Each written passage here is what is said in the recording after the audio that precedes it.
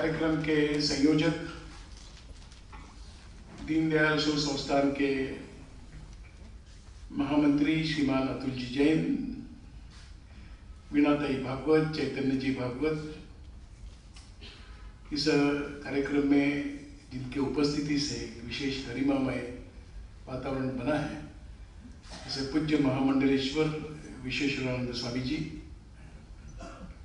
दीनदयाल शोध संस्थान के निमंत्रण पर उपस्थित यहाँ पर सभी सज्जन वृंद, माताएं, बहनों तथा भाइयों, एक मैं समझता हूँ कि थोड़ी मेरी परीक्षा भी है। स्वामी जी के सामने बोलना थोड़ा मेरे लिए कठिन भी है, और केवल स्वामी जी के सामने ही नहीं, तो आप जैसा एक समृद्ध, संभ्रांत इस प्रकार का समूह यहाँ पर बैठा है, और वो भी मुंबई के पार्ले नगर का है, तो उसकी भी अपनी एक विशेषता है। परंतु शायद कम ही मौके होते होंगे कि पार्ले में और हिंदी में कोई बोले, सामान्यतः मराठी में होता है। तो एक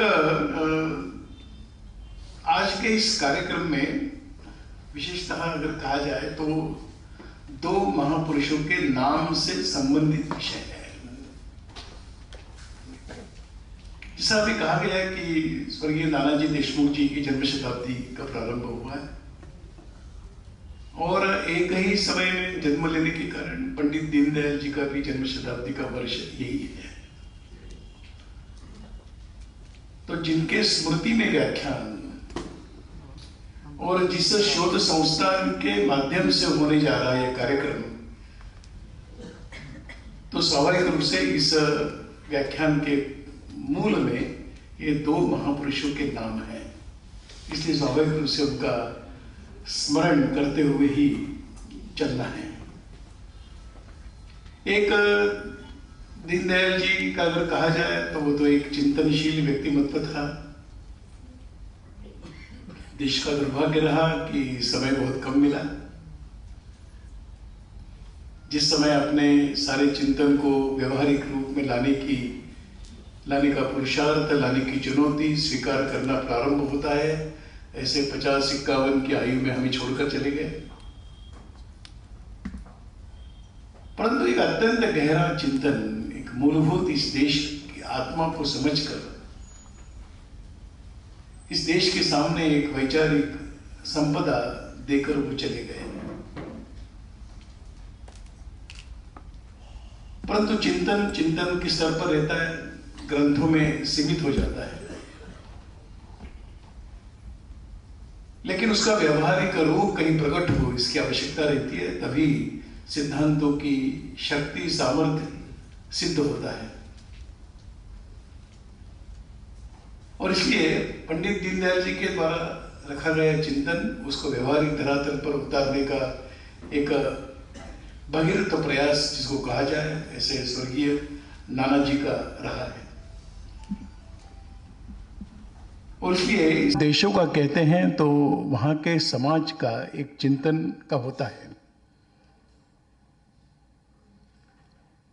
चिंतन यह निरंतर विकसन की प्रक्रिया में चलता रहता है।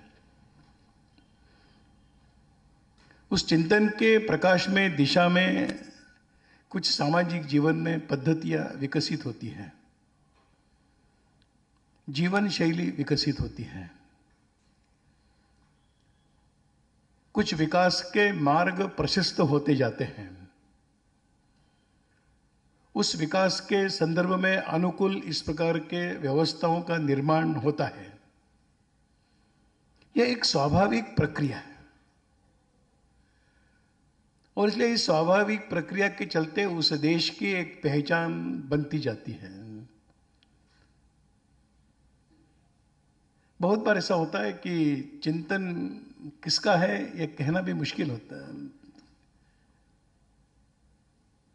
इसलिए बहुत बार चिंतन व्यक्तियों के द्वारा परिचित नहीं होता है, उस देश की जो शैली है, समाज जीवन है, उसको देखकर ही चिंतन का परिचय होता है।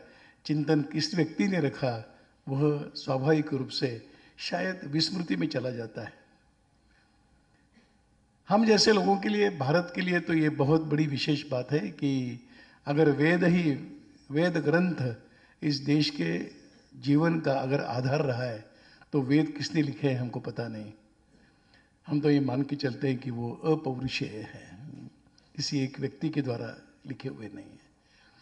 तो यह एक चिंतन के आधार पर समाज रचनाएं बनती है और वही उस देश की, एक समाज की पहचान बनती जाती है।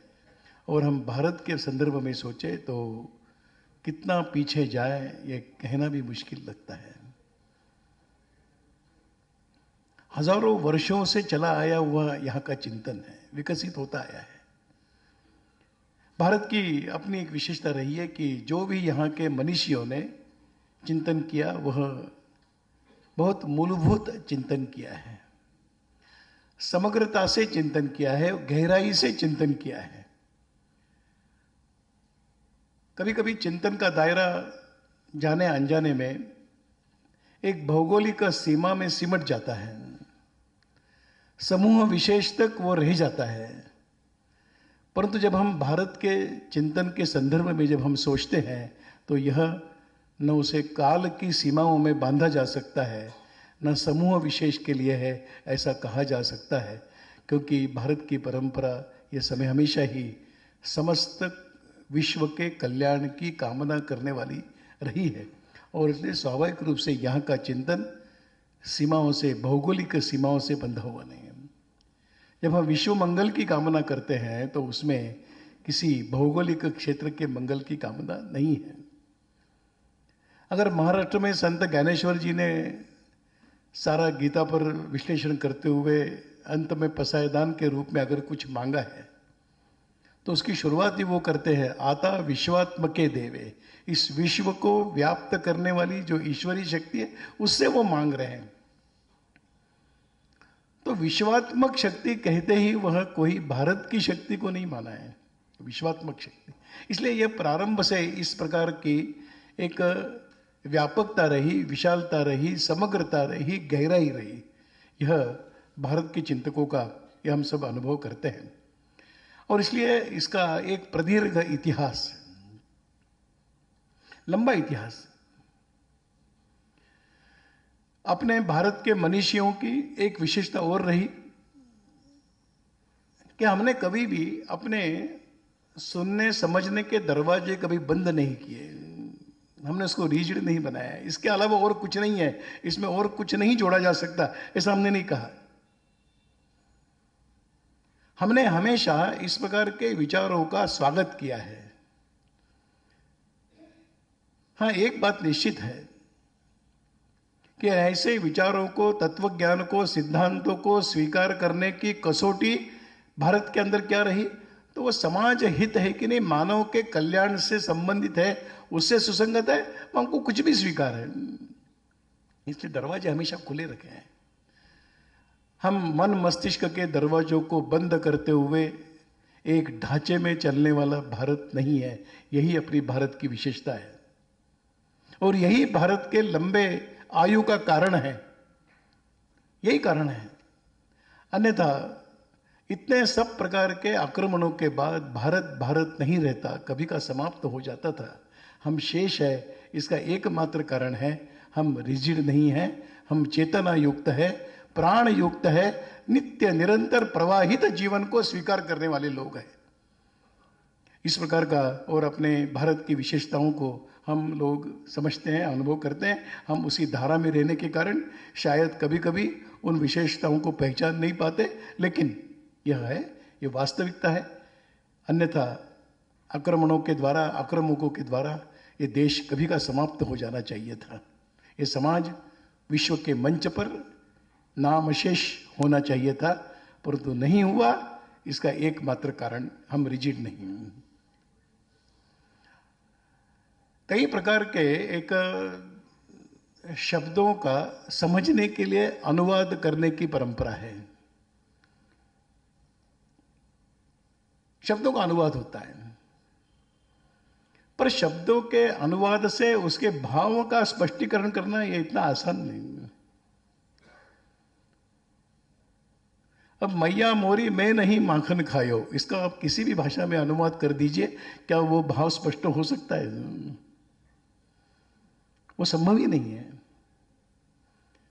हम उसको अंग्रेजी में अनुवादित कर सकते हैं, क्योंकि हर शब्द के लिए अंग्रेजी में एक वैकल्पिक शब्द है, परंतु क्या अंग्रेजी में उस पंक्ति को लिखकर मैया मोरी मैं नहीं माखन खायो, ये समझ में आ सकता है क्या किसी?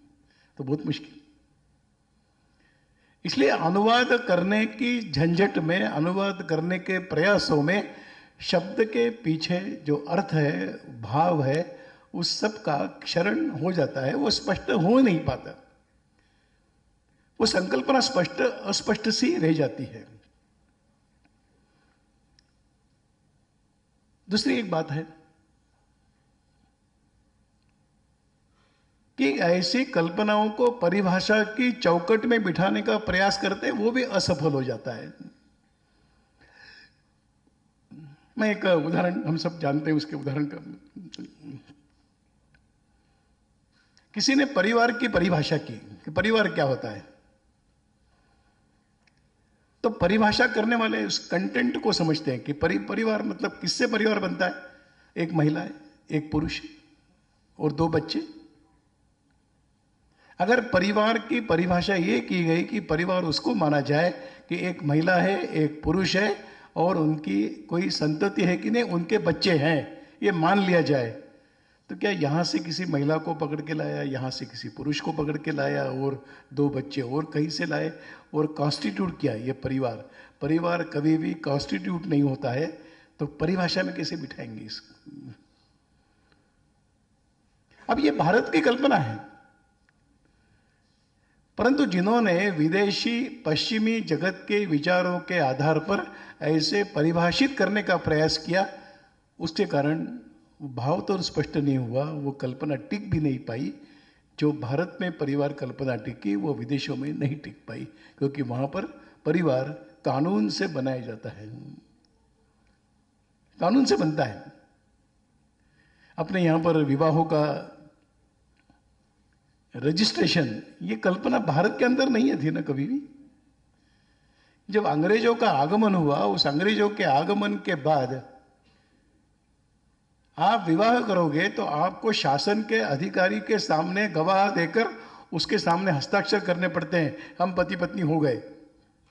अंग्रेजों के आगमन के पूर्व भारत में पति पत्नी बनते नहीं थे, ऐसा नहीं, कानून नहीं था, कुछ भी सामाजिक मान्यता थी। इसलिए सैकड़ों लोगों को अपने विवाह में निमंत्रण में बुलाकर उनके साक्षी में विवाह होता है, तो फिर उसके लिए और कोई कानून और कोई संविधान और कोई पंजीकरण की कल्पना यहां पर नहीं। पर जहां पर यह कल्पना ही नहीं थी, उन्होंने उसको पंजीकरण की सीमा में बांध दिया है।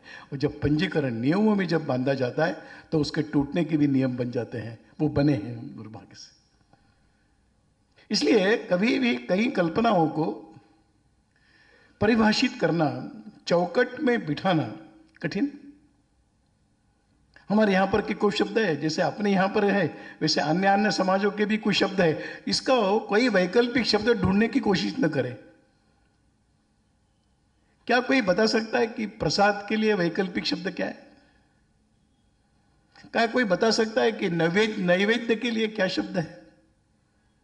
क्या कोई बता सकता है कि आरती के लिए अंग्रेजी भाषा में क्या शब्द है?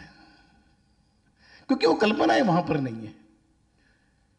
फिर वो उसको 2-4 शब्दों का समूह मिलाकर स्पष्ट करने की कोशिश करेंगे, परंतु वो भाव तो प्रकट नहीं होगा। तीर्थ क्षेत्र के लिए क्या, कौन से उर्दू भाषा में क्या शब्द होगा तीर्थ क्षेत्र के लिए, मैं तो नहीं जानता। होली प्लेस में तीर्थ क्षेत्र का भाव नहीं आता है। उसको परिभाषित किया जा सकता है कि जहां पर प्रसन्नता लगती है उसको हम तीर्थ क्षेत्र कहेंगे। नहीं, तीर्थ क्षेत्र कहने से ही आवश्यकता ही नहीं पड़ती कहने की, उसको स्पष्टीकरण की आवश्यकता नहीं। शब्द अपने आप में सामर्थ्यशाली होते हैं। तो यज्ञ है, तपस्या है, मठ है, आश्रम है, इसके लिए क्या शब्द होंगे अन्य अन्य भाषा में? कल्पना ही नहीं है। और जब संकल्पना नहीं है तो उसको झूठे शब्दों का सहारा लेते हुए उसको स्पष्ट करने की कोशिश कोई करता है तो कभी भी उसमें सार्थकता नहीं दिखाई देती। हमारे यहां पर पादरी शब्द नहीं है, हमारे यहां पर फादर शब्द नहीं, फादर है वो अलग ढंग से है, पर फादर कहने के बाद जो एक प्रतिमा खड़ी होती है, क्या हिंदू समाज के सामने वो प्रतिमा खड़ी हो पाएगी? पादरी कहने के बाद हो पाएगी? क्या हज के लिए कोई अपने यहां पर शब्द है? क्या नमाज के लिए कोई अपने हिंदी भाषाओं में, भारत की भाषाओं में कई शब्द है? क्या अजान के लिए कोई शब्द है? आप कोई बुरा नहीं मानेंगे, क्या जिहाद के लिए कोई भारत की भाषाओं में शब्द है? क्योंकि वो कल्पना ही भारत के समाज जीवन में नहीं है। और इसलिए जब शब्दों की परिभाषा करने का और वैकल्पिक शब्द देने का प्रयास होता है तो उसके अंदर कभी भी वो स्पष्टता नहीं होगी, वो भाव प्रकट नहीं होगा, वो संकल्पना प्रकट नहीं होगी। इसको समझकर चलना चाहिए। दुर्भाग्य से अपने भारतीय कई प्रकार की संकल्पनाओं को विदेशी आक्रामकों ने अपनी भाषा में अनुवाद करने का प्रयास किया, उसके चलते कई प्रकार की समस्याएं आज समाज जीवन में है। और इसलिए इसको भी थोड़ा सा प्रारंभ में हम लोग समझने की कोशिश करेंगे। उन्होंने उनकी कल्पनाओं के अनुसार समकक्ष शब्द ढूंढने की प्रयास किया है, पैरेलल शब्द ढूंढे हैं। नियर टू करेक्ट कहा जा सकता है, करेक्ट नहीं कहा सकता। नियर टू करेक्ट हो सकता है, पर नियर टू करेक्ट में निकट, वास्तव के अर्थ के निकट पहुंच गए, मतलब अर्थ तक पहुंचे, ऐसा नहीं हो। अभी निकट और दूरी की परिभाषा क्या करेंगे, तो कह ही नहीं सकते कुछ भी।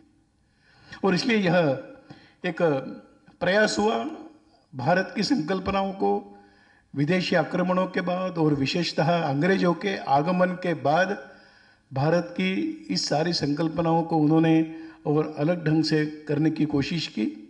कुछ शब्दों को उन्होंने जानबूझकर सोची समझी रणनीति के अंतर्गत कुछ शब्दों को बदलने का प्रयास किया और उसके चलते वही शिक्षा की नीति में आया और उसके चलते कई प्रकार की अपने ही समाज के प्रबुद्ध वर्ग में अंग्रेजी शिक्षा के परिणाम स्वरूप जो अंग्रेजों के उस शब्द के पीछे की कल्पना है उसको स्वीकार करता गया और अपनी मूलभूत कल्पना से कहीं समाज भटक गया। यह दृश्य, यह एक अनुभव आज हम सब लोग कर रहे हैं। इसलिए समकक्ष शब्द से वो भाव स्पष्ट नहीं होगा। मैं इनोसेंटली हुआ है इस बात को स्वीकार करने के लिए तैयार नहीं हूं। जानबूझकर ऐसे नियर टू करेक्ट शब्द लाकर यहाँ की भारत की मूल मानसिकता पर आघात करने का प्रयास इन भिन्न भिन्न शब्दों से हुआ है। इसलिए वो मैंने कहा कि फैमिली लॉज बने, फैमिली कोर्ट बने, ये कोई भारत की आवश्यकता नहीं थी, परंतु वहां पर उनकी व्यवस्था थी। उन्होंने भारत को भी उसी प्रकार से मानकर यहां पर उसी प्रकार के कानून लाने का प्रयास। और इसलिए यह एक सोची समझी रणनीति के अंतर्गत एक इसके पीछे का भाव, और उन्होंने कभी, अंग्रेजों ने कभी उसको छुपाया नहीं, स्पष्ट रूप से कहते गए कि अगर भारत में हमको रहना है तो भारत की मूल सारी बातों से यहां के समाज को काटे बिना हम नहीं रह सकते। यहां पर इन सारी व्यवस्थाओं को जब तक हम उद्ध्वस्त नहीं करेंगे तब तक हमारी व्यवस्था ही नहीं होगी। और इसलिए ऐसे सारी व्यवस्थाओं पर आघात, ऐसी सारी संकल्पनाओं को दूर करते हुए एक जो मैकाले की शिक्षा पद्धति के आधार पर यहाँ पर जो प्रयास हुआ, उस प्रयास के कारण यहाँ का संभ्रांत वर्ग, पढ़ा लिखा बुद्धिमान वर्ग उसके सारे शिकार बने और उन्हीं शब्दों को लेकर आज भी हम गलत धारणाओं को लेकर चल रहे हैं। ऐसे ही आज के इस विषय के संदर्भ में कुछ बातें मैं आपके सामने जरूर रखना चाहूँगा। जैसे धर्म शब्द की बात आती है, का विषय राजधर्मों की राष्ट्र धर्म। अब ये धर्म कल्पना दुनिया के और किसी भी समूह में है ही नहीं। जब धर्म यह संकल्पना ही नहीं है तो उन्होंने उसको ढूंढकर शब्द रिलीजन के साथ जोड़ दिया। अब धर्म कल्पना न होने के कारण उसके निकट का शब्द बनाने की कोशिश। तो धर्म के लिए शब्द नहीं है, संप्रदाय के लिए अलग शब्द नहीं है, तो संप्रदाय, जब रिलीजन की व्याख्या करना उन्होंने शुरू किया तो ध्यान में आया कि ये तो संप्रदाय की व्याख्या है। तो संप्रदाय अलग है, धर्म अलग है, पर वो उसको समझ नहीं पाए। उन्होंने धर्म को ही रिलीजन माना और उसके चलते यहां पर भी, हमारे यहां पर भी वही शब्द चल पड़ा, आप कौन से रिलीजन के हो। तो जब कहता है कोई मैं हिंदू हूं, तो वो हिंदू रिलीजन नहीं है, हिंदू तो एक अलग प्रकार की कल्पना है, धर्म है, उसकी संकल्पना ही अलग है। ईसाई संप्रदाय, मुस्लिम संप्रदाय, ये दोनों रिलीजन है। और भी कई प्रकार के सैकड़ों संप्रदाय, भारत के अंदर भी सैकड़ों की संख्या में संप्रदाय, कोई शैव है, कोई वैष्णव है। तो शैव धर्म नहीं है, वैष्णव धर्म नहीं है, तो ये संप्रदाय है। तो धर्म और संप्रदाय का अंतर न समझने के कारण उस रिलीजियन शब्द को सबके सामने रखा गया। हमारे यहां पर भी इसी कल्पना को स्वीकार कर लिया गया और कितना गहराई में हमारे शैली में आ गया। तो सांप्रदायिक व्यक्ति को हम लोग भी धार्मिक मानते हैं, पूजा पाठ करते हैं, कर्मकांड करते हैं, यात्रा करते हैं। हम सहजता से कहते हैं ये बड़े धार्मिक व्यक्ति है, मस्तक पर भस्म लेपन करेंगे, चंदन लगाएंगे, सब प्रकार के कर्म कांड करेंगे, उसी को हम धार्मिक मानते हैं। वो वास्तव में सांप्रदायिक है। और इसलिए जब धर्म शब्द को गलत ढंग से प्रस्तुत करने के परिणाम स्वरूप यहाँ का संभ्रांत वर्ग, हम जैसे सामान्य लोग भी हम यही कहते हैं कि इस प्रकार का व्यक्ति ने वो धार्मिक व्यक्ति माना जाता है। फिर वो व्यवहार क्या करता है उसके बारे में सोचने का दरवाजा जाने अनजाने में बंद हो जाता है। बड़ा व्यवहारिक अनुभव करते हैं हम लोग। दुकान खोलते समय उस तराजू का वजन काटा जो रहता है, तराजू, उसकी पूजा करते हैं, फूल चढ़ाएंगे, फूलों की माला चढ़ाएंगे। और ऐसा करना यानी धर्म का पालन है ऐसा मानते हैं। ऐसा न करने वाले को अधार्मिक मानते हैं। पर उसी तराजू से वजन कितना मारा जा सकता है उसका भी हिसाब लगाते हैं। तो कहां पर रहा धर्म और कहां चला गया आचरण? मैं अपवाद के रूप में बता रहा हूं। प्रश्न है ऐसा कि क्या इस प्रकार के, मैं और कई उदाहरण दे सकता हूं, मैंने हम सबके जीवन के अनुभव में आने वाला उदाहरण बताया है। क्या इस देश के अंदर धर्म के नाम पर गौ माता को मां मानने वाले क्या उसके प्रति इतने सजग हैं? तो कहा जाता है कि धार्मिक हैं। बड़े दुर्भाग्य से कहना पड़ता है कि जहां पर धार्मिक क्षेत्र के नाम से जहां पर हम यात्रा करने के लिए जाते हैं, एक सामान्य व्यक्ति सोचता है कि दोबारा मैं यहां पर नहीं आऊंगा। क्या हम इसको स्वीकार करने के लिए तैयार हैं? वहां की गंदगी, वहां की लूट खसोट, वहां का गलत प्रकार का व्यवहार, ये सारा होते हुए भी हम टिके हैं। इसका ही एक ही कारण है कि नहीं, इसको अस्वीकार करने वाला समाज का बहुत बड़ा वर्ग है, इसलिए तो हम शेष है ना। ये तो हम खत्म हो जाते कभी। लेकिन धर्म की इस प्रकार की बाह्य रूप को हमने धर्म माना, यहीं पर हमारी गलती हुई। बाकी लोगों को तो स्वाभाविक लगता है। संप्रदाय की भी बहुत बड़ी शक्ति है। संप्रदाय का अर्थ ही होता है कि उसका कोई एक मार्गदर्शक है, उसका एक विचारों का संग्रह किया हुआ, उसके ही मार्गदर्शन के रूप में जाना जाने वाला कोई ग्रंथ है। उस संप्रदाय की पूजा वगैरह करने की एक विशेष पद्धति है। उसके द्वारा दिए हुए जीवन के कुछ कर्म कांड के कई विचार है, कुछ बातें रखी गई है। वो संप्रदाय। अगर हिंदू अगर संप्रदाय मानेंगे तो इसका कौन है रचयिता? कौन सा धर्म ग्रंथ हिंदुओं का माना जाता है कि यह है तो यह हिंदू का ग्रंथ है? नहीं, कोई गीता को मानता है, कोई उपनिषद मानता है, कोई वेदों की पूजा करता है, कोई भागवत को ही अपना ग्रंथ मानता है। तो कोई एक नहीं है ना। तो संप्रदाय होगा तो एक ग्रंथ होगा। एक पद्धति होगी। भारत के अंदर पूजा पद्धति में कितनी भिन्नता है, कई प्रकार की भिन्नता, एक नहीं है। और इतनी सारी भिन्नताओं के बावजूद यहां पर तो यह माना गया कि जो मानस पूजा करता है वो सबसे श्रेष्ठ है, जो दिखाई भी नहीं देगा कुछ, मानस पूजा है। तो इसको एक संप्रदाय और धर्म के बीच का एक स्पष्ट न होने के कारण यहां पर धर्म की बात को लेकर कई विकृत बातें चली। एक छोटा उदाहरण देना चाहूंगा कि हमारे यहां पर धर्मादाय चिकित्सालय होते हैं, तो वहां कौन सा पूजा पाठ होता है?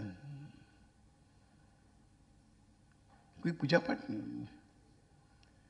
भगवान को फूल चढ़ाओगे, बाद में चिकित्सा होगी, नहीं है। पर वहां पर लिखा तो है धर्मादाय चिकित्सालय। हमारे यहां पर गांव गांव में ऐसे सभी तीर्थ क्षेत्रों में आने वाले यात्रियों को सुविधा हो, व्यवस्था बनाई जाती है, नाम जाता है धर्मशाला कहते हैं। कौन सा वहां पर यज्ञ होता है, हवन होता है, पूजा पाठ होता है, पर नाम तो है धर्मशाला। जब व्यक्ति अपने लिए कुछ संपत्ति का निर्माण करता है, मकान बनाता है, तो उसे कभी भी वो धर्मशाला नाम नहीं देगा। अपने माता पिता बुजुर्ग, अपने कोई श्रद्धा के स्थान, उसका नाम उस भवन को दिया जाता है। पर अपने पैसों से खर्चा करते हुए अपने सारे अधिकारों को छोड़कर समाज के लिए जो भवन बनता है उसको धर्मशाला कहते हैं।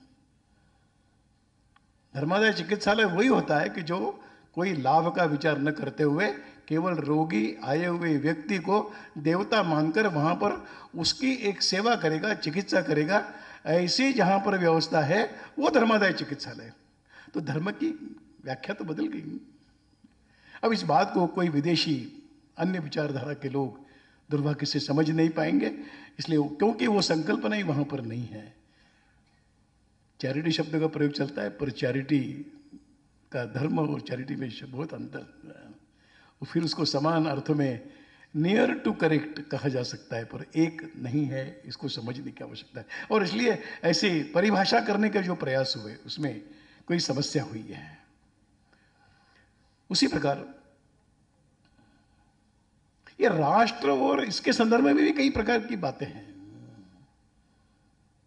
जब यूनाइटेड नेशंस ऑर्गेनाइजेशन यूएनओ कहा जाता है, वास्तव में वो देशों का संगठन है, वो राष्ट्रों का संगठन नहीं है, वो देशों का है। उसके प्रतिनिधि, उसके सदस्य कौन बनते हैं? तो देश के प्रशासन तय करता है, शासन तय करता है, वो उसके प्रतिनिधि के रूप में जाते हैं। देश प्रतिनिधि बनता है, व्यक्ति तो नहीं बनते हैं।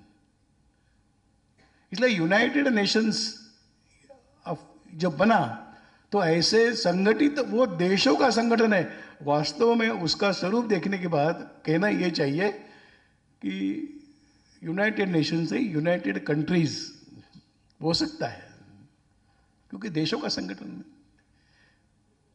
वहां पर चर्चा जिस प्रकार की चलती है, चलनी भी चाहिए। जिसके लिए वो बना है उसका व्यवस्थाओं से संबंध है, न कि विचारों से। उसका संदर्भ विचारों से, मतलब जीवन शैली वगैरह से संबंध कम है। उसका संदर्भ देशों के आपस के संबंध कैसे रहेंगे, एक दूसरे के पूरक कैसे रहेंगे, इसका चिंतन यूनो में होता है, उसकी आवश्यकता है। इसलिए यूनो की आवश्यकता पर मैं कुछ नहीं कहूँगा, उसका अपना एक स्थान है, उसकी आवश्यकता है। परंतु उसको अगर हम राष्ट्र का संयुक्त राष्ट्र संघ कहेंगे तो ये समस्या है, क्योंकि इसको भी इसीलिए कहा गया कि यह राष्ट्र शब्द की भी एक गलत परिभाषा करने के लिए प्रयास हुआ, क्योंकि संकल्पना न होने के कारण केवल और केवल भारतीय चिंतन में ही 3 शब्दों का प्रयोग हम कर सकते हैं। तीनों के स्पष्ट कल्पनाएं हैं। 3 शब्द क्या है? देश, राज्य और राष्ट्र। ये तीनों संकल्पनाओं में भिन्नता है। ये बात सही है कि किसी भी समूह के लिए एक भूमि की आवश्यकता रहती है। उस भूमि को हम देश कह सकते हैं कि ये देश है, चारों ओर की सीमाओं से बंधा हुआ है, एक जमीन का टुकड़ा है जहां पर लोग रहते हैं, रहने का स्थान चाहिए। मकान यानी व्यक्ति नहीं होता है, मकान मकान होता है। तो भूमि है देश की। उस भूमि कर सब प्रकार से शासन की सुविधाएं व्यवस्थाओं को खड़ा करना, उसको राज्य कहा गया है, वो राज्य है। परंतु क्या एक भूमि का टुकड़ा और एक सब प्रकार की व्यवस्थाओं के आधार पर मनुष्य का जीवन चलेगा? नहीं, मनुष्य उसके भी और आगे चलकर कुछ उसकी अपेक्षाएं रहती है, मान सम्मान की भावना है।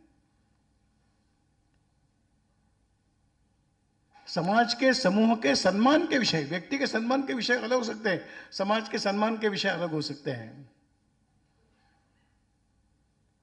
क्रिकेट में भारत का जो पराभव होता है, दुख किसको होता है? व्यक्ति को नहीं होता।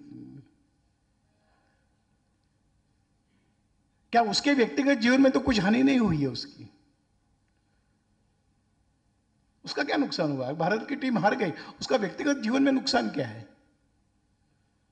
तो दुखी कौन होता है? भारत के किसी वैज्ञानिक को एक नोबेल पुरस्कार घोषित हुआ, प्रसन्नता किसको होती है? तो जो पढ़ता है उसको प्रसन्नता होती है, जो समझता है उसको बोला, अरे भारत के एक विशेष व्यक्ति को और नोबेल पुरस्कार प्राप्त हुआ, दुनिया में गौरव किसका हुआ? उस व्यक्ति का हुआ। तुम क्यों प्रसन्न हो रहे हो? नहीं, हमारे देश का गौरव। वो जो सम्मान का अनुभव करता है उसका नाम है राष्ट्र। एक राष्ट्र का सम्मान, राष्ट्र का गौरव, जिसका व्यक्तिगत जीवन से, लाभ हानि से कोई संबंध नहीं। अगर एक समान ही औकात होगा बोल देना, हम लोग पंडित लेके पहुंच जाएंगे और क्या कर सकते हैं। शरीर के सब प्रकार के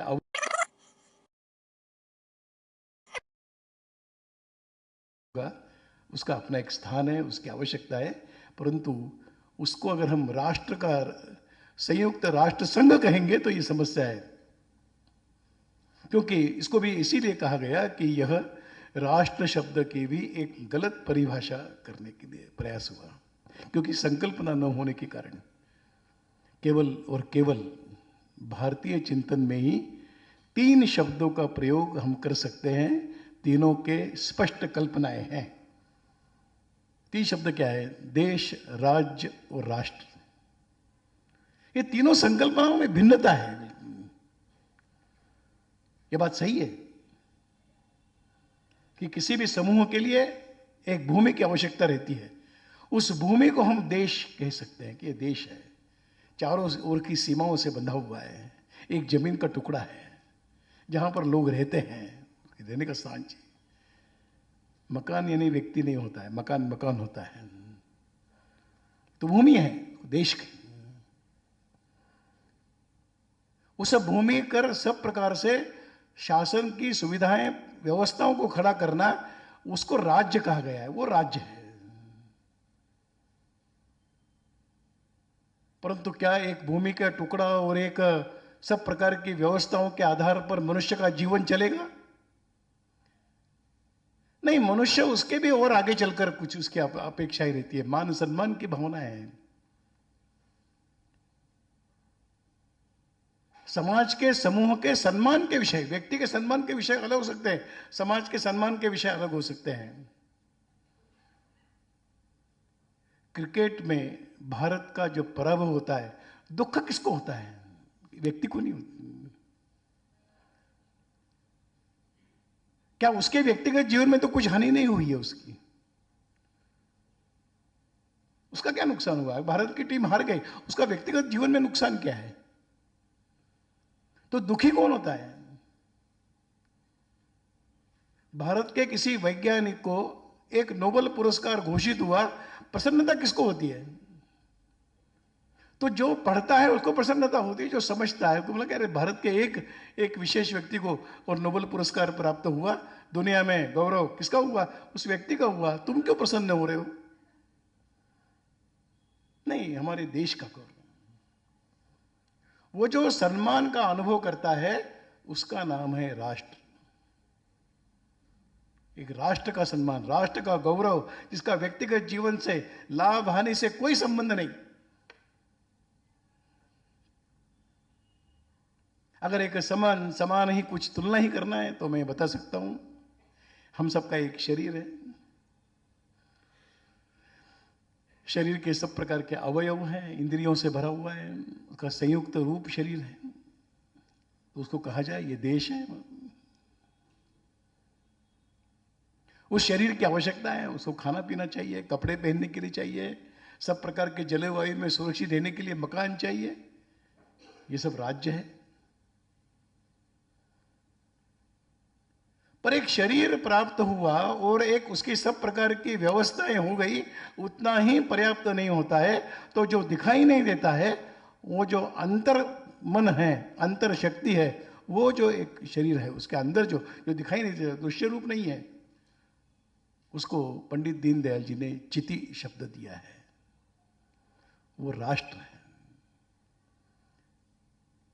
इसलिए राष्ट्र, राज्य और देश, इन तीन कल्पनाओं को भिन्न भिन्न प्रकार से सोचने की आवश्यकता रहती है। ये तीनों एक नहीं हो सकते कभी भी।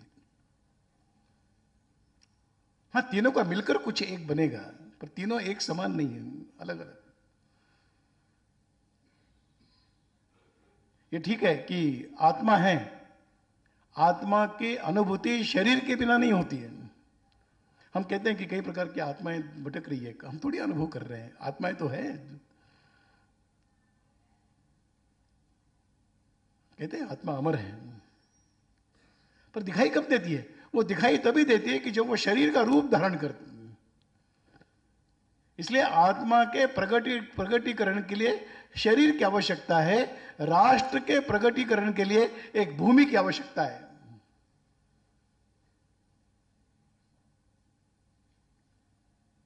और अगर एक राष्ट्र और एक भूमि है तो उसकी कुछ व्यवस्थाएं हैं, उन व्यवस्थाओं की भी आवश्यकता रहती है। इसलिए इन तीन शब्दों का अलग अलग स्तर पर ही अलग अलग पद्धति से विचार करने की आवश्यकता रहेगी। देश ये एक प्राकृतिक है, हमने भूमि निर्माण नहीं की, भूमि हमको उपलब्ध हुई। हमने भारत की भूमि निर्माण हम लोगों ने नहीं किया, तो प्रकृति के द्वारा प्राप्त है, हमने निर्माण नहीं किया। राज्य है, अगर भारत के ही बारे में सोचे तो राज्य यह कल्पना विकसित होते गई है, आवश्यकताएं बदलती गई, विकसित होता गया। ये कभी भी समाप्त होने वाली बात नहीं है। आज हम जिस प्रकार के राज्य के अंतर्गत हम व्यवस्थाओं की अपेक्षा करते हैं, कोई जरूरी नहीं है कि 20 साल के बाद यही रहेगा, और भी आवश्यकताएं बदलेगी। आज जो है वो शायद पर्दे के पीछे चली जाएगी, नई आवश्यकताएं निर्माण होगी। एक 15 वर्ष पूर्व किसी को मोबाइल की आवश्यकता नहीं थी, आज आया। किसी को दूरदर्शन की आवश्यकता नहीं थी, आज आया। एक समय था जिस समय हमारे प्रधानमंत्री और हमारे देश के नेता खुलेआम जनता के बीच घूमते थे। आज कोई घूमने की कोशिश करेगा तो खतरा है, तो उसके लिए सुरक्षा की आवश्यकता है। कोई कहेगा कि हमने एक ढांचा बना दिया, वो चलता रहेगा, नहीं चलना संभव ही नहीं है। तो राज्य यह निरंतर आवश्यकताओं के अनुसार बदलता ही जाता है, परिवर्तन उसमें आता ही रहता है। और इसलिए यह इन तीन कल्पनाओं, और इसका अगर हम एक और स्पष्ट हम सब जानते हैं, मैं मेरी मर्यादा जानता हूं कि आपको कोई ज्ञान देने के लिए मैं नहीं खड़ा हूं। हम सब लोग जिसका अनुभव करते हैं, जिसको जानते हैं, उसको एक सामूहिक चिंतन के रूप में, अगर मेरी जगह आप में से कोई खड़ा होगा तो इससे अलग कुछ नहीं बोल सकता, यही बोलेंगे। तो यह राष्ट्र, यह एक अदृश्य शक्ति है, पर शक्ति है, केवल शरीर है, केवल देश की भूमि का टुकड़ा है। और अगर उसमें राष्ट्र नाम की चीज नहीं है तो रेगिस्तान भी बन सकता है, जंगल भी बन सकता है, कुछ भी हो सकता है। दुनिया के अटलांटिका जैसे स्थान है कि जहां पर थोड़ी कोई कहता है, कोई रहता भी नहीं है वहां पर, तो कहां राष्ट्र वगैरह वहां पर। यहां प्रकटीकरण सभी देशों में होता है। और उस राष्ट्र का जो स्वभाव रहता है, उस स्वभाव के अनुसार उस देश की पहचान बनती है। इसलिए आत्मा जितना जैसा होगा उसके अनुसार ही उसके शरीर के द्वारा प्रकट होगा। हम सभी लोग संत नहीं बन सकते। संत बनने वाली आत्मा जब तक शरीर में प्रवेश नहीं करेगी तब तक व्यक्ति संत नहीं बनेगा। भगवे कपड़े पहनने से संत नहीं बनता है कोई। संत बनने के लिए, सन्यासी बनने के लिए उस प्रक्रिया से उस श्रेष्ठ आत्मा का उस शरीर में प्रवेश होना पड़ता है। हाँ, उसकी पहचान हो, इसलिए यहाँ पर सन्यासियों के नियम बताए, सन्यासियों के सब प्रकार के आचार धर्म आचार बताए, सब हैं।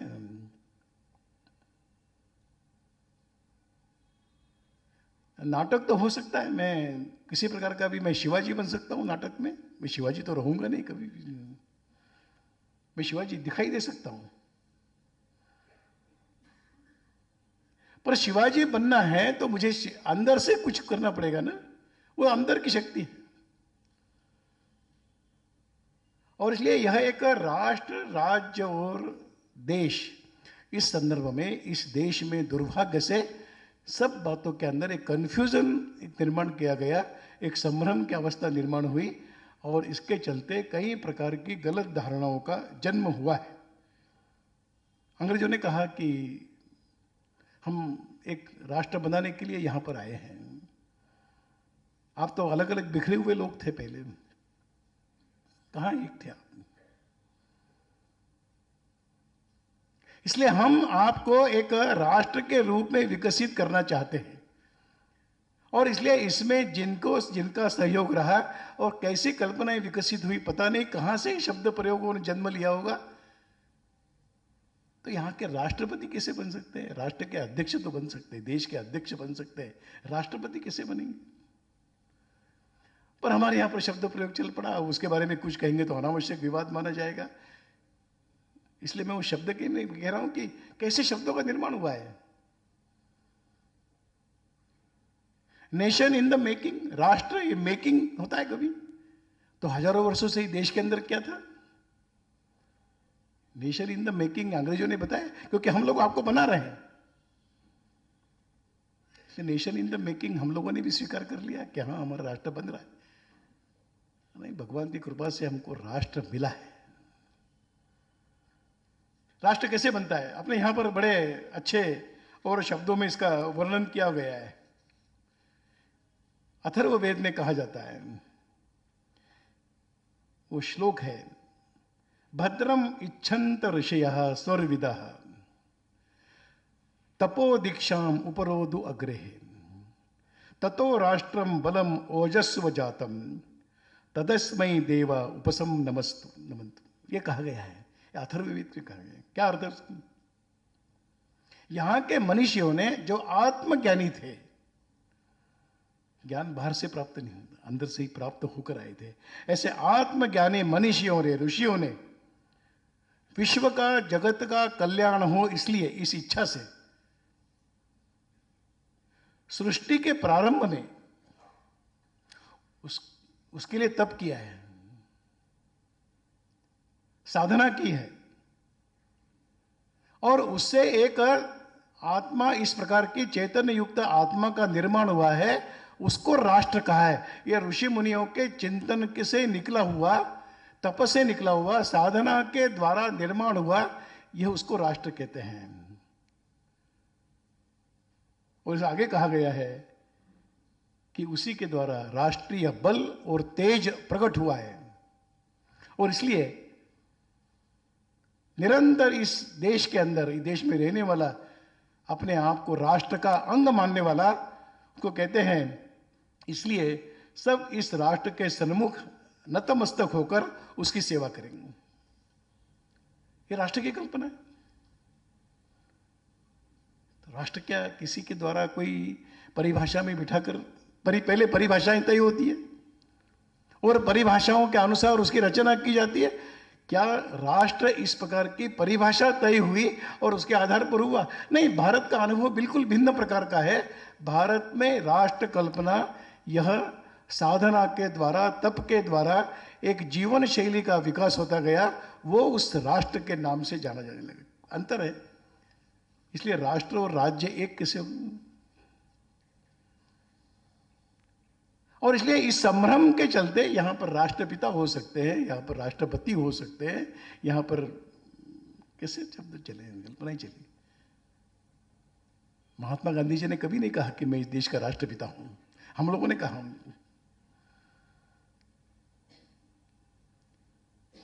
राष्ट्रपति शब्द अंग्रेजी में नहीं, उसको प्रेसिडेंट ही कहा जाता है, और वो सही शब्द है। राष्ट्र का अध्यक्ष देश का अध्यक्ष हो सकता है, और वो भी देश का अध्यक्ष है, संविधान के द्वारा दिए गए उसको अधिकार है। परंतु ऐसे ऋषि मुनियों को जिन्होंने राष्ट्र की कल्पना को विकसित किया, उनको किसी ने पुरस्कार नहीं दिया कि इन्होंने राष्ट्र का निर्माण किया, ऐसा नहीं कहा गया है। किसने निर्माण किया हम जानते भी नहीं है। और इसलिए इस प्रकार का एक सोचा समझा कि आप थे नहीं, हम लोगों ने आपको खड़ा किया है, इस एक भूमिका को लेकर जो अंग्रेजों ने यहां पर स्थापित करने का प्रयास किया, उसके चलते ये सब प्रकार की परिस्थितियां बनती गई। हम थे ही नहीं कुछ, हम एक नहीं थे। ये बात जरूर है कि भारत के अंदर कई प्रकार के राजा थे, राज्य थे, राज्य अलग अलग थे, परंतु राष्ट्र तो एक ही रहा है। राज्य अलग अलग हो सकते हैं, वो तो एक प्रशासन की सुविधा है। महाराष्ट्र राष्ट्र नहीं है, शब्द में नाम में आता है राष्ट्र, परंतु वो महाराष्ट्र राष्ट्र नहीं है। महाराष्ट्र तो राज्य है, गुजरात राज्य है, तेलंगाना राज्य है, राज्य। इसलिए राष्ट्र एक हो सकता है, राज्य अनेक प्रकार के हो सकते हैं। और कहीं कहीं पर राज्य की प्रशासन की सुविधा के चलते एक राज्य जिसको माना गया, उसके अंदर कई प्रकार के राष्ट्रों का अस्तित्व रहा है, वो रहा है कि दुनिया में और कई जगह पर दिखता है। रशिया में ऐसा प्रयास किया गया कि छोटे छोटे राष्ट्र थे, एक विचारधारा को लेकर, एक जीवन शैली को लेकर, एक प्रकार की एक व्यवहार को लेकर चलने वाले छोटे छोटे समूह थे। उनके अपनी स्वयं की व्यवस्था खड़ा करना उनके दायरे के बाहर था, तो बना रशिया, बना एक रशिया सोवियत संघ जो बना, उसमें कई प्रकार के राष्ट्रों का राज्य एक ही था।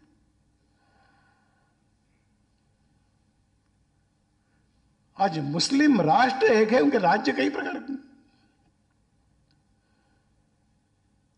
हिंदू राष्ट्र एक है, उसमें राज्य कई प्रकार के बनेंगे, बनाए। इसलिए वो इसको कल्पना को अगर हम ठीक से ही उसको प्रस्तुत करने की आवश्यकता रहती। और इसलिए यह एक हम लोग आपको बनाकर दे रहे हैं, हम लोग आपके विकास के लिए आए हैं, हम लोग आपके उत्थान के लिए आए हैं। इस प्रकार की कल्पना को इतना गहराई से हम सब लोगों के मन में बिठाने की कोशिश की कि पुराने पीढ़ी के लोग कभी कभी कहते हैं कि अंग्रेजों का शासन बड़ा अच्छा था। राष्ट्र भाव के दुर्बल होते ही केवल सुविधाओं में आनंद मानने वाला समाज खड़ा होता है, अन्यथा क्या कारण है अंग्रेजों के शासन को अच्छा मानने की? कोई कारण नहीं। हाँ, अंग्रेजों ने सुविधाएं दी, उसके लिए अंग्रेजों को धन्यवाद देना चाहिए कि उन्होंने हमको एक नई प्रकार की सुविधाएं प्रदान करने के लिए व्यवस्था की, निश्चित रूप से। पर तुमको यह अधिकार नहीं मिलता है कि हमारी सारी प्राचीन परंपराओं को वो नष्ट करे, इसका अधिकार नहीं दिया उन्होंने।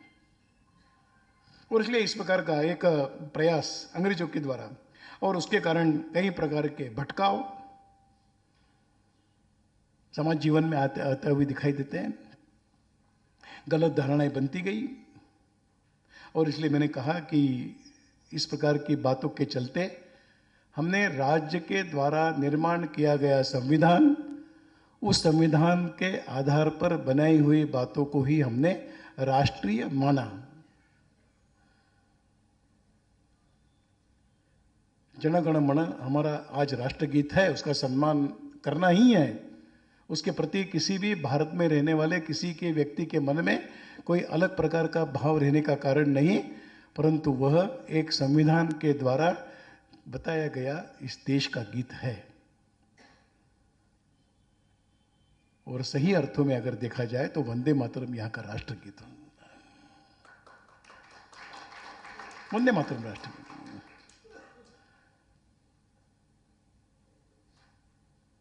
जनगण मन कब लिखा गया? तो लिखा गया कभी, पर जनगण मन में जो भाव व्यक्त है वो भाव राज्य को सामने रखकर किए हुए हैं। और वंदे मातरम में वो भाव प्रकट होता है कि जो राष्ट्र का स्वभाव है, राष्ट्र की जो एक शैली है, उसको प्रकट करने वाला वंदे मातरम है। इन दो गीतों में अंतर है, सम्मान दोनों का है। कभी 1930-31 में तिरंगा ध्वज तैयार हुआ, ठीक है, अच्छी बात। क्या उसके पहले भारत की पहचान देने वाला ध्वज कोई नहीं था? ऐसा कहेंगे, ऐसा स्वीकार करेंगे क्या हम लोग? ऐसा नहीं है। हाँ, हमने उसको एक संविधान के रूप में, उसको एक ध्वज का, एक चिन्ह का, एक उसका सम्मान का हमने प्रतीक के रूप में लाया। ये निश्चित रूप से जो भी संविधान के प्रति अपना दायित्व मानता है, उसने सबने जन गण मन का भी सम्मान करना चाहिए, तिरंगे ध्वज का भी सम्मान ही करना चाहिए। पर जब हम राष्ट्र की बात करते हैं तो अलग प्रकार की बातों से विचार करते हैं। इस प्रकार के वंदे मातरम को, भगवे ध्वज को राष्ट्र ध्वज मानना, यह आज के तिरंगे ध्वज का अपमान नहीं है। यह अपमान नहीं है। तिरंगा ध्वज हमारे लिए देश के गौरव का प्रतीक है, तो स्वाभाविक रूप में। परंतु ये सब जब संभ्रम निर्माण होते हैं तो संभ्रम इन प्रकार की बातों के द्वारा प्रकट होते आए हैं। और इसलिए थोड़ा अगर हम विचार करेंगे तो राज्य यह समाज के द्वारा निर्माण किए गए हैं, यह अपने आप नहीं बने हैं। राज्यों का विकास हुआ है, राज्यों की स्थापना हुई है, राज्यों की रचनाएं बनी है। राष्ट्र की रचना ही नहीं बनी, राष्ट्र विकसित होता आया, किसी के द्वारा निर्माण नहीं हुआ। तो यहाँ की जीवन शैली, परंपराएं, जीवन के मूल्य, जीवन की सब प्रकार की मान्यताएं उसके अंदर होती है। राज्य यह अगर व्यवस्थाओं तक सीमित है तो उसको तो समय के अनुसार काल सुसंगत उसकी विचार करने की आवश्यकता रहती है। राष्ट्र कल्पना कभी भी काल सुसंगत नहीं, वो स्थायी है, चिरंतन है, उसके साथ कोई समझौता नहीं करने के। और इसलिए यहाँ पर भौगोलिक सीमाएं, राज्य की व्यवस्थाएं हैं, अस्तित्व के प्रकटीकरण के लिए भूमि है। और इसलिए यह आवश्यक बातें कुछ समाज के लिए, किसी अस्तित्व को प्रकट करने के लिए आवश्यक रहती है। और इसलिए यह एक समझने की आवश्यकता रहेगी। एक और बात है, जब कोई एक समूह विकसित होता है तो वो जहां पर रहता है उस भूमि के प्रति उसके अंतःकरण में एक आत्मीयता, एक श्रद्धा का भाव प्रकट निर्माण होना एक स्वाभाविक है। ये मेरी भूमि है। हम एक सामान्य मकान बनाते तो मरने तक नहीं भूलते कि मेरा मकान है। जो जिस भूमि पर जिस प्रकार की भौगोलिक चतुसीमा के अंदर यहाँ के चिंतन विकसित हुए, यहाँ का जीवन शैली विकसित हुई, सब प्रकार की श्रेष्ठ बातों का जन्म जिस भूमि पर हुआ, उस भूमि के प्रति एक अलग प्रकार का भाव इस भूमि के साथ जुड़ा हुआ समूह रखता है। और इसलिए अथर्ववेद में अगर हम फिर जाएंगे तो अथर्ववेद में कई प्रकार की बातें कही गई। माता भूमि पुत्रोहम पृथ्व्या कहा गया। यह भूमि हमारी मां है और मैं इसका पुत्र हूं। यह भाव यहां पर अथर्ववेद कब, मन का अथर्ववेद में कब लिखा गया है? तो हमारी मातृभूमि बनी। आगे हमने कहा गया भूमे मातः निदेहि मां भद्रया सुप्रतिष्ठितम। इसका वर्णन करते हुए यहां पर कहा गया कि भाई यह इसके द्वारा हमें सब प्रकार की सुख सुविधाएं प्राप्त हो रही है। क्यों? तो मां है हमारी।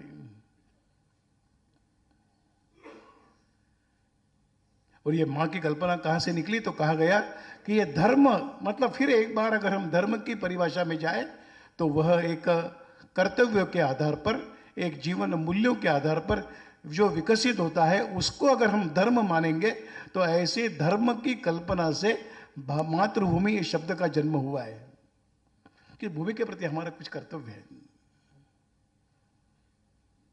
क्यों? क्योंकि इस भूमि से हमें बहुत कुछ प्राप्त होता है। पुरखों की भूमि कहा जाता है।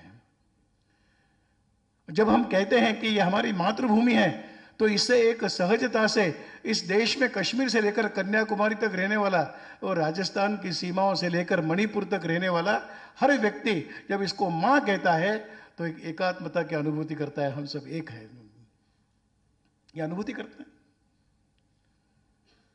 इसलिए भारत माता की जय। भारत माता की जय किसी को चिढ़ाने के लिए नहीं है।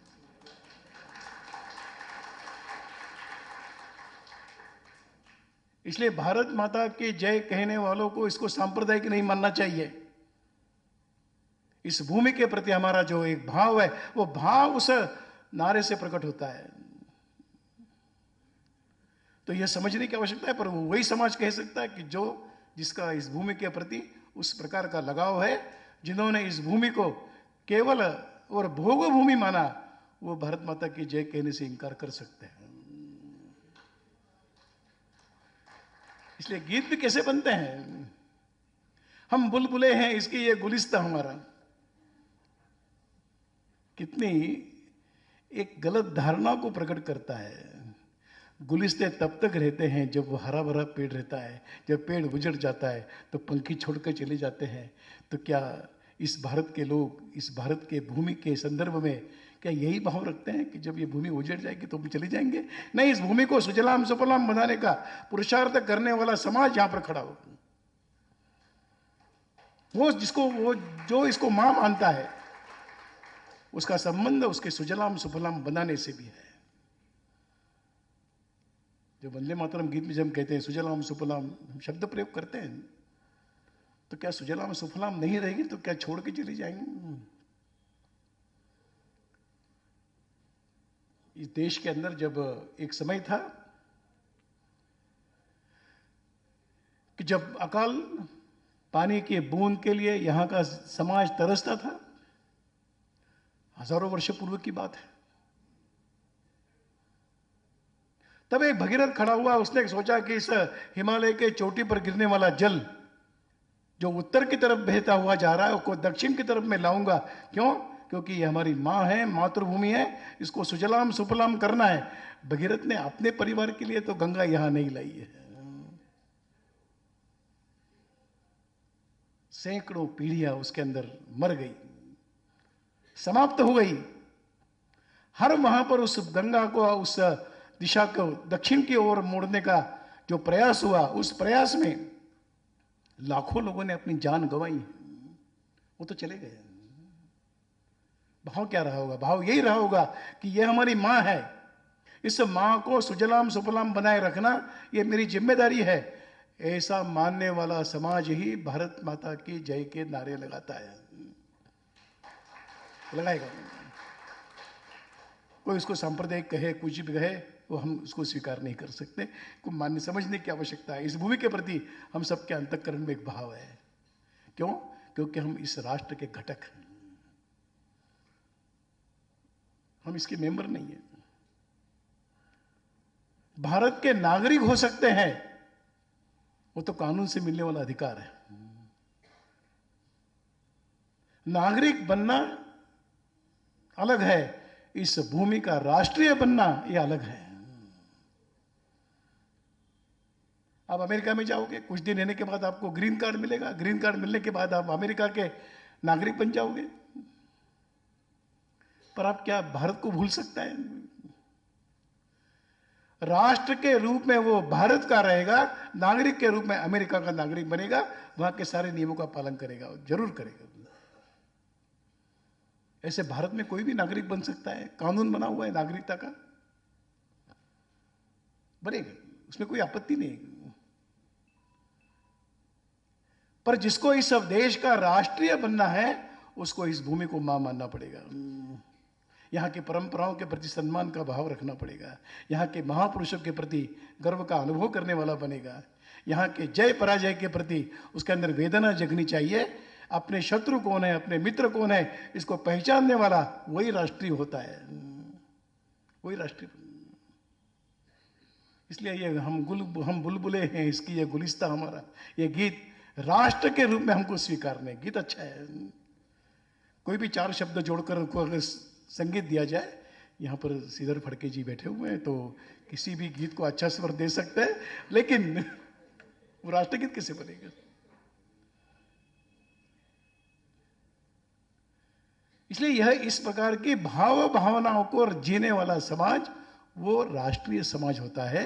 बाकी नागरिक होते हैं, कुछ समझने की आवश्यकता है। नागरिक बनने का अधिकार किसी को भी है, और उस नागरिकता के जो भी नियम है, उस नियम का पालन तो वो उसको करना ही है, क्योंकि वो कानून से बंधा हुआ है। और इसलिए इस प्रकार का एक भाव, एक विचार करने की आवश्यकता रहती है। मैं समझता हूं कि यह भी एक संभ्रम की अवस्था बनी कि इस देश का सिटीजन कौन है, इस देश का नेशनल कौन है। मैं नेशनल शब्द का प्रयोग इसलिए कर रहा हूं कि वो आज राष्ट्र के समकक्ष माना जाता है, तो यहाँ का नेशनल और सिटीजन एक नहीं हो सकते। इसको समझने की आवश्यकता है, समझाने की आवश्यकता है। इस दृष्टि से सारे विषयों की ओर भी देखने की आवश्यकता है, ऐसा मुझे लगता है। मैं और कुछ समय आपका लेना चाहूँगा। मुझे कल्पना है कि और मैं कई वर्षों से सामाजिक जीवन में रहा हूँ, तो लोग उठना शुरू करें इसके पूर्व समाप्त करना चाहिए। पर विषय के साथ थोड़ा न्याय भी करना है, इसलिए मैं आपसे क्षमा मांगते हुए थोड़ा विषय और थोड़ा समय लेकर मैं इस विषय को पूरा करूंगा। तो इस पहचान को लेकर समाज जीवन खड़ा होता है, राष्ट्र जीवन बनता है। इस पहचान को बनाए रखना वही राष्ट्र धर्म है। इस पहचान के प्रति समर्पित होना, उसमें व्यक्ति जीवन से व्यक्ति जब तक ऊपर नहीं उठेगा तब तक वह राष्ट्र जीवन से एक रूप होना मुश्किल है।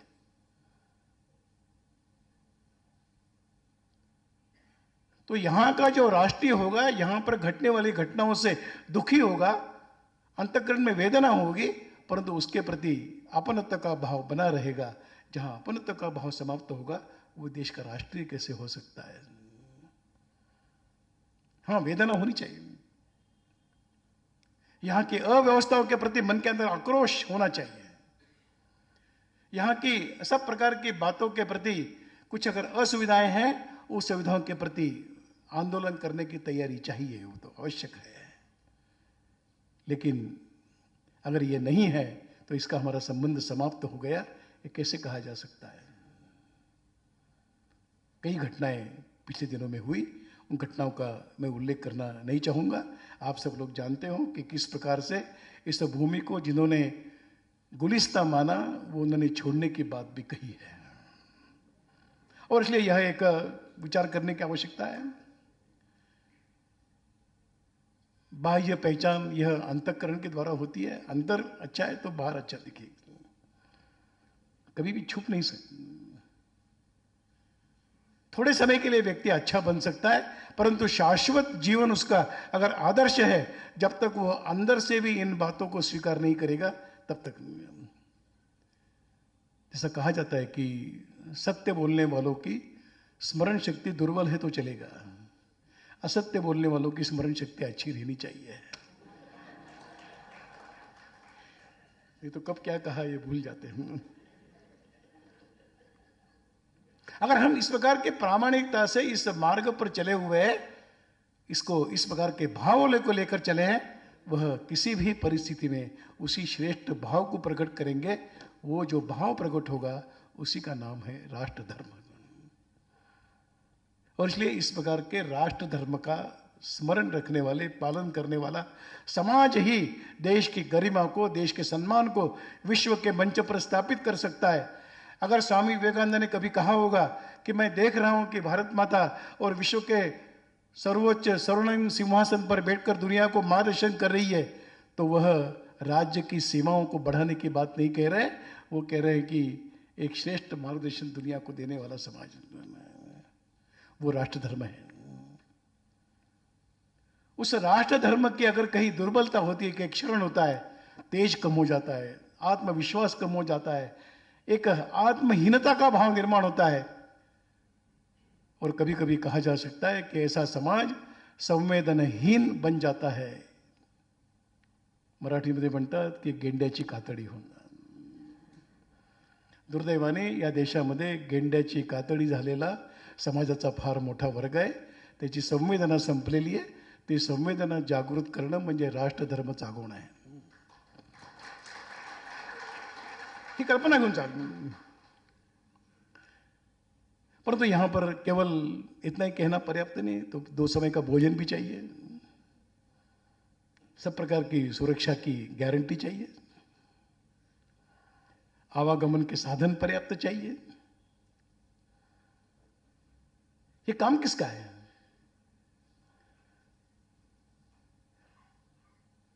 तो ये काम है जो इसको राजा के रूप में संभालेगा, वो इस और राजा ने जब तक अपने आप को प्रजा का सेवक मानता है, तब तक राज धर्म का पालन होता है। जब वो प्रजा को अपने गुलाम मानता है, तो उस राज धर्म की क्षरण हो जाता है, समाप्त हो जाती है। अपने यहां पर कई राजा महाराजा ऐसे हुए कि जिन्होंने राजधर्म छोड़ दिया, राजधर्म का पालन नहीं किया, शोषक बने, अत्याचार करने वाले बने, अन्याय करने वाले बने।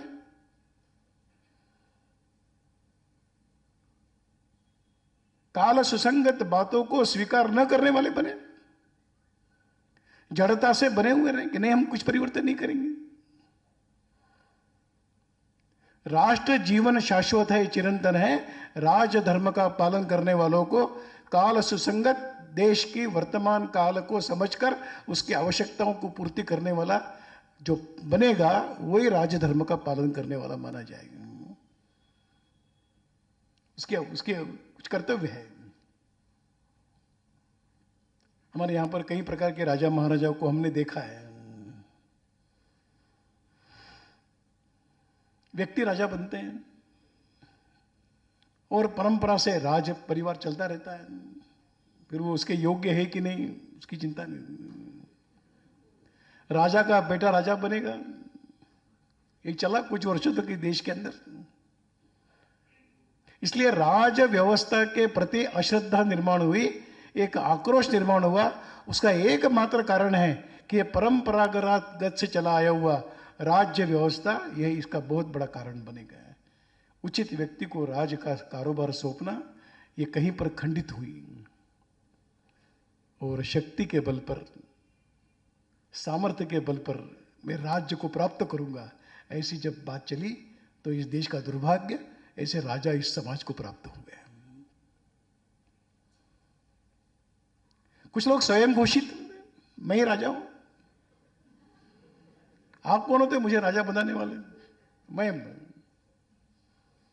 तो ऐसे भी अनुभव अपने इस देश ने अलग अलग समय पर देखे। पुराणों में जाएंगे, इतिहास में जाएंगे, तो ऐसे भी राजा थे कि अपने शक्ति के बल पर दूसरों को समाप्त किया। संस्कारहीन राजा क्या देश की सब प्रकार की चिंता करने वाला राजा बन सकता है? इसलिए राजा है तो उसको संस्कार है। इसलिए जिन्होंने अपने बल पर सत्ता अपने हाथ में ली, वो देश का उत्थान नहीं कर पाए। स्वयं का उत्थान शायद कर पाए होंगे, मालूम नहीं कर पाए कि नहीं, परंतु देश का नुकसान तो जरूर करके गए हैं। और इसलिए कुछ समय से एक ये भी परंपरा देश भर से समाप्त हुई, दुनिया भर से समाप्त हो जा रही है। अब राजा रहे नहीं कहीं पर।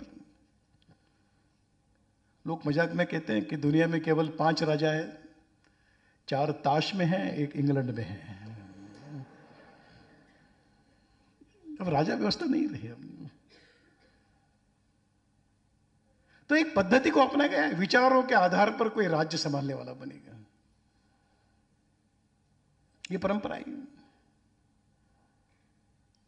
फिर कभी लगा कि नहीं, जो पूंजीवादी है, जिसके पास आर्थिक संपदा है, वो सारी नियंत्रण अपने हाथ में लेगा, वो राजा बनेगा। पूंजीपति, पूंजीवादी राज्य व्यवस्था बनी। कहीं पर कार्ल मार्क्स के बाद एक साम्यवादी एक राज्य रचना यहां पर आई, दुनिया के सामने आई, कि जो नहीं, जिसका आधार ही संघर्ष है। हाँ ठीक है, जब जहां पर ऐसी बातें हुई है, वहां एक बात जरूर सोचने की लायक है कि जहां पर बहुत अत्याचार अन्याय हुआ, वहां पर समाज का असंतोष संग्रहित करने का काम जिस व्यक्ति ने किया, वो व्यक्ति उसके पतन के बाद उसने अपने हाथ में लिया। और जिस प्रकार के असंतोष को संगठित किया था, उस असंतोष को नियंत्रित करने के लिए उसको भी डिक्टेटर बनना पड़ा। ये दुर्भाग्यपूर्ण रचना है। इस प्रकार डिक्टेटर, जो डिक्टेटर माने जाते हैं, हुकुमशाह माने जाते हैं, उनका इतिहास देखिए। उन्होंने समाज की वेदनाओं को स्वर दिया है, समाज के अस्तित्व की रक्षा को उन्होंने एक संगठित किया है। लेकिन संगठित करने के पीछे जो एक असंतोष का भाव मन के अंदर निर्माण हुआ था, उसको नियंत्रित अगर करना है, मुझे अगर ठीक कारोबार चलाना है, तो मुझे इस सारे असंतोष को दबाना पड़ेगा, उसी को तो डिक्टेटर कहते हैं। ऐसे डिक्टेटर भी इस दुनिया ने देखे हैं। क्या हुआ रशिया में? 1917 में लेनिन के द्वारा क्रांति हुई, पर लेनिन को वही करना पड़ा जो पहले के राजा करते थे। तो राज्य अलग बन गया, ये व्यक्ति का नहीं रहा, परंतु एक विचारों का साम्राज्य रहा। तो नहीं चला, तो स्टालिन सामने आए, तो लेनिन समाप्त हो गया। स्टालिन के रहते और कोई खड़ा हुआ तो स्टालिन समाप्त हुआ। क्यों? तो यह भी एक भिन्न भिन्न प्रकार के प्रयोग दुनिया के मंच पर हुए, और इसके चलते कहीं पर लोकतंत्र का जन्म हुआ। उस लोकतंत्र के रचना में समाज के द्वारा व्यक्ति समूहों को राज्य करने का अधिकार प्राप्त होगा। एक अच्छी रचना। अच्छी रचना कहते समय दोष तो कहीं पर भी हो सकते हैं, पर कम से कम निर्दोष। दोष तो होता ही है। लोकतंत्र की व्यवस्था में क्या दोष है, इसका अनुभव हम लोग आज कर रहे हैं कि अगर मतों पर ही उम्मीदवार चुने जाएंगे तो थोड़ा हिसाब अगर हम देखते हैं तो एक 50-60% मतदान होता है। 40% तो वैसे ही भी चयन करने की प्रक्रिया से अपने आप को दूर रखते हैं। उस 50% में अगर 3-4 उम्मीदवार रहे तो उसमें से जिसको ज़्यादा मिलेगा वो आएगा। तो कुल मिलाकर जीत कर आया हुआ उम्मीदवार वो कहीं पर 20-25% का प्रतिनिधित्व करता है, पर राजा तो वही बनता है। एक लोकतंत्र का एक कमी है इसमें भी। पर ठीक है, मैं इतना कहना चाहूँगा कि आज के वर्तमान इसमें जो परंपराएं चली आई उसमें कम से कम दोष अगर किसी व्यवस्था में है तो इस लोकतंत्रात्मक व्यवस्था में है। समाज चयन करता है, राजा को बिठाता है, व्यक्ति नहीं होता है, समूह बनता है। हाँ, उस समूह का नेतृत्व करने वाला कोई व्यक्ति, आखिर व्यक्ति तो बनना ही है। देश के 4-4 प्रधानमंत्री नहीं हो सकते, प्रधानमंत्री एक ही रहेंगे। देश के राष्ट्रपति 2-2, 3-3 नहीं हो सकते, एक ही रहेगा। लेकिन वह एक सर्वमत से बनता है, सबके सहमति से बनता है, नहीं बहुमत से बनता है। सर्वसम्मति से कहना भी बड़ा मुश्किल है, पर बहुमत से बनता है। चलो ठीक है, हमने कहा कि कम से कम निर्दोष, इस प्रकार की व्यवस्था आज है। पर जब हम इस राजा के इस राज्य व्यवस्था के बारे में, उसके संदर्भ में जब हम राजधर्म की बात करते हैं तो अपने यहां पर प्राचीन काल से जो कहा गया, फिर राजा व्यक्ति हो, किसी विचारधारा को मानने वाला हो, प्रतिनिधित्व करने वाला हो, आज के लोकतंत्र में सामूहिक हो, या जिसको हुकुमशाह तानाशाह माना जाता है ऐसे तानाशाह हो, एक सेमेटिक रिलीजन को मानकर चलने वाले वो राजा बनते हो। परंतु इसके सबके संदर्भ में राजधर्म को एक समान रूप से वर्णन किया जा सकता है। उसका कर्तव्य क्या है?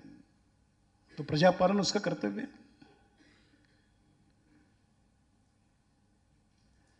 जन सामान्यों की आवश्यकताओं की पूर्ति करना उसका काम है।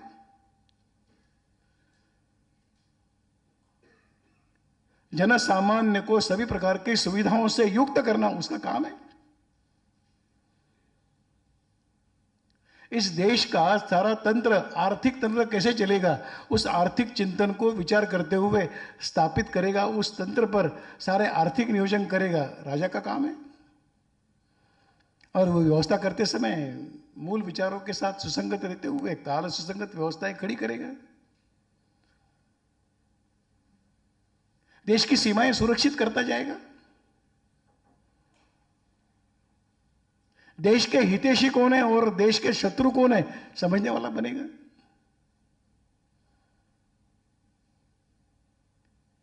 कौन स्थायी रूप से है, कौन तत्कालीन है, कौन स्वार्थी है, इसका परीक्षण करने वाला बनेगा कि कौन अपने देश के लिए उचित है।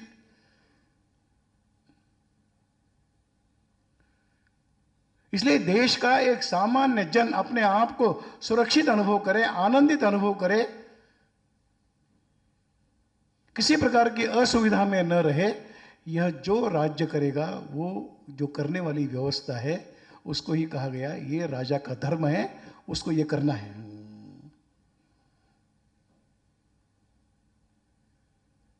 इसलिए जब वो कहा जाता है कि धर्म राज्य,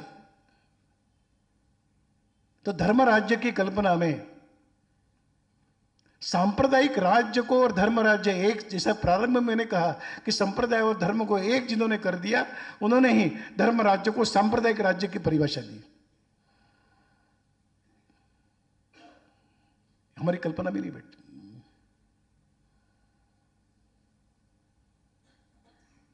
तो अपने कर्तव्यों का पालन करेगा, अपने ही सामान्य जनों की भलाई का सोचेगा, उसके हित में काम करेगा, उसको एक आश्वस्त करता जाएगा कि तुमको चिंता करने की आवश्यकता नहीं, हम सब आपके रक्षा के लिए है। वो जो करेगा वो धर्मराज है, वो धर्मराज। न्यायोचित, किसी के साथ अन्याय नहीं होगा, कोई किसी के साथ नहीं, कोई शोषण नहीं होगा किसी का। जब हम कहते हैं राम राज्य, तो राम राज्य की कल्पना में अगर महात्मा गांधी जी ने, बापू जी ने भी कहा होगा कि राम राज्य की कल्पना है, तो राम राज्य मतलब कोई धार्मिक कार्यक्रम नहीं करना है।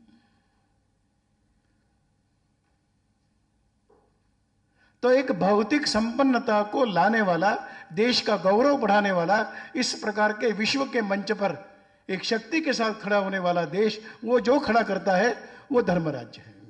किसी के साथ अन्याय नहीं, कोई शोषण नहीं, किसी प्रकार के भी कोई भी प्राकृतिक हो, व्यक्तियों के द्वारा निर्मित हो, भेदभाव का व्यवहार नहीं होगा, वो धर्म राज्य।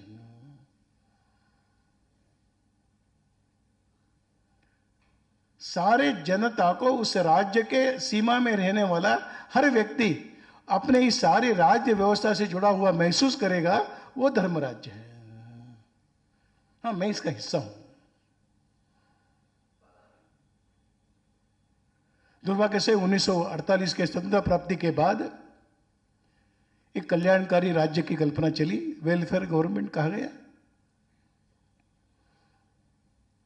उस समय पंडित जी का भाषण है, मैंने सुना नहीं, परंतु मैं केवल जानता हूं कि मैंने कहीं पढ़ा हुआ है कि लाल किले पर से भाषण करते हुए कहा कि आज देश अपना स्वतंत्र हुआ है, अभी आपको चिंता करने की आवश्यकता नहीं, सब काम सरकार करेगी। क्या गलत दिशा दी थी।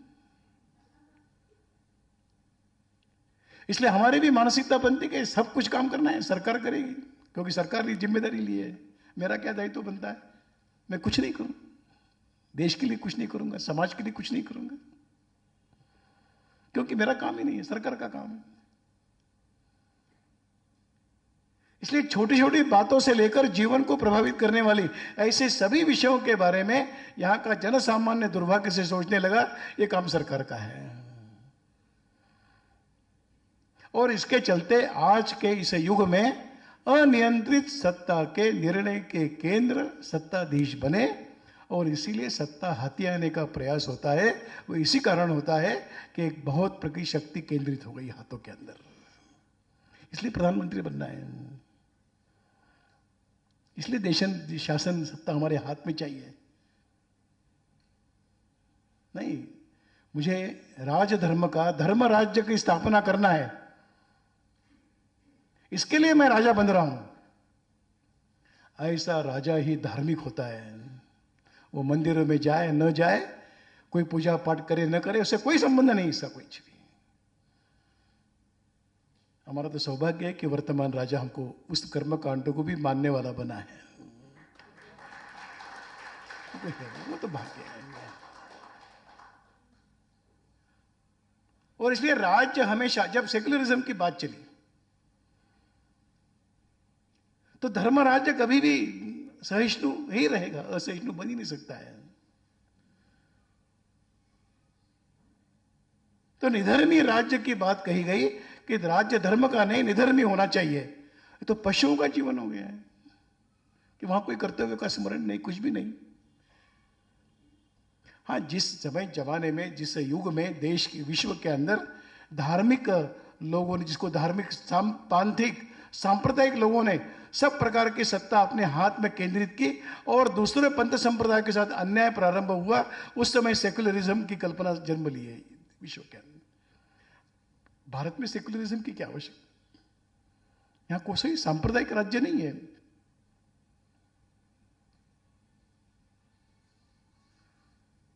और इसलिए अगर भगवान कृष्ण ने गीता में कहते हुए कहा होगा यदा यदा ही धर्मस्य ग्लानिर्भवति भारत, तो उसने मंदिरों के नाश होगा तब मैं आऊंगा ऐसा नहीं कहा।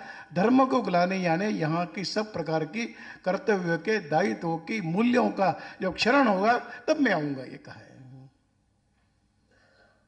फिर मैं यहां पर धर्म की संस्थापना करूंगा।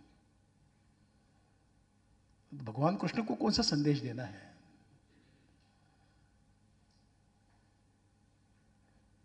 इसलिए इस देश का विचार करते समय यहां का धर्म राज्य राज्य ये धर्म राज्य बनेगा, इसका मतलब ही है यहां की प्रजा सुखी रहेगी, संपन्न रहेगी, गर्व के साथ उन्नत मस्तक होकर विश्व के सामने अपने आप को प्रस्तुत करेगी। इस प्रकार की ऊर्जा शक्ति प्रदान करने वाला राज्य यानी धर्म राज्य है, और यानी अपने राज धर्म का पालन करने वाला। और इसलिए यह एक विश्व के सम्मुख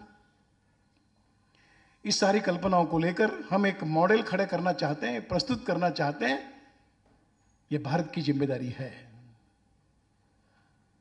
राजधर्म को पालन करने वाली सत्ता और राष्ट्र धर्म का पालन करने वाला जन सामान्य एक विश्व के सामने एक आदर्श प्रस्तुत करना हम चाहते हैं कि दुनिया इस मार्ग पर चले, विश्व इस मार्ग पर चले।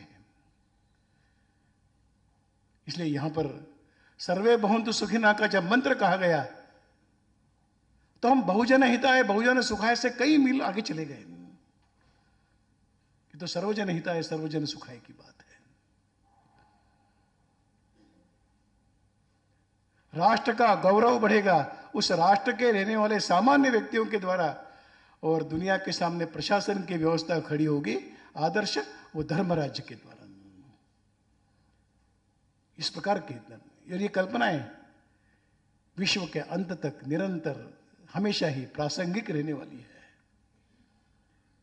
इसलिए वर्तमान में राष्ट्र धर्म और राजधर्म नहीं, जो शाश्वत है ऐसे राष्ट्र धर्म को जीवित रखना है, और जो विश्व के सामने आदर्श है ऐसे राज्य धर्म धर्म राज्य को हमको विश्व के सामने प्रस्तुत करने की जिम्मेदारी भारत की है। और इसलिए अंतिम शब्द में मैं कहूंगा कि जब राष्ट्र धर्म का पालन होता है तो वहां पर पृथ्वी सुरक्षित रहती है, पर्यावरण की रक्षा होती है, सामाजिक न्याय स्थापित होता है, न्याय के लिए झगड़ा करने की आवश्यकता नहीं रहती, वहां पर मानवाधिकार अपने आप सुरक्षित हो जाते हैं। अगर राष्ट्र धर्म नहीं रहा तो मानव के अधिकार असुरक्षित होंगे, पर्यावरण का नाश होगा, प्रदूषण से पृथ्वी ग्रस्त होगी, और सब प्रकार से अपने बल के आधार पर अन्याय करने में कोई पीछे नहीं रहेगा। इसलिए राष्ट्र धर्म इस प्रकार का समाज बनाएगा, और स्वाभाविक रूप से राज्य यह सब प्रकार से सुख संपन्नता से युक्त भौतिक साधनों से युक्त बनेगा। अपने यहाँ पर अभ्युदय और निश्रेयस दो शब्दों का प्रयोग होता है। इस देश का अभ्युदय धर्म राज्य में है, इस देश के आध्यात्मिक शक्ति ये राष्ट्र धर्म के पालन में है। ये दोनों का मिलकर एक श्रेष्ठ समाज का चित्र हम निर्माण करना चाहते हैं। इस प्रकार का यह निर्वहन करे। और इसलिए अगर मैं कहूँगा कि राष्ट्र धर्म का लक्ष्य राष्ट्र का परम वैभव है, और धर्म राज्य का पालन एक आदर्श व्यवस्था विश्व के सामने प्रस्तुत करना है, ये भारत का दायित्व है। उसमें जब तक हम जैसे सामान्य जनों की सहभागिता नहीं होगी तब तक ये दोनों धर्म का पालन धर्म का रक्षण होना कठिन है। इसलिए यहाँ की प्रजा, यहाँ के जनसामान्य राष्ट्रीय बने, और यहाँ का प्रशासन एक सुराज्य देने वाला बने, राजधर्म का पालन करने वाला बने। यही हम सबकी अपेक्षा है। इन अपेक्षाओं की पूर्ति करने में हम सबका भी एक व्यक्तिगत योगदान है। उस योगदान का स्मरण करते हुए हम भविष्य में चले, इसी प्रकार का निवेदन करते हुए, थोड़ा लंबा हुआ उसके लिए क्षमा मांगते हुए और आप सबको धन्यवाद देते हुए मेरी बात पूरी करता हूं।